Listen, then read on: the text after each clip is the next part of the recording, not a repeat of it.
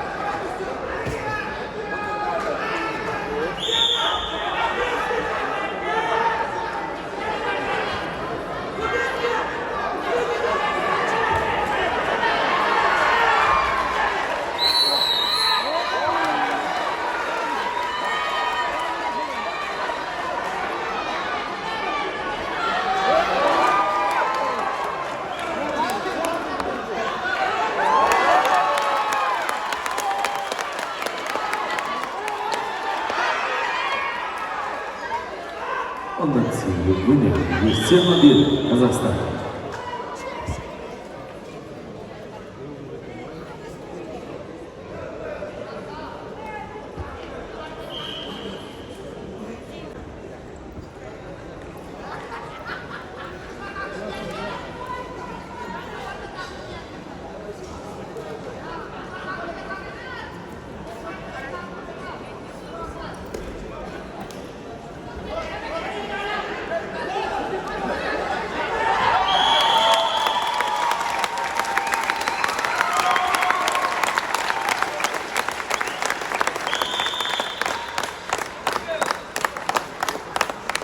Birlikte dansa çekişki oldu. Ay bir minut kızı Kırgızistan.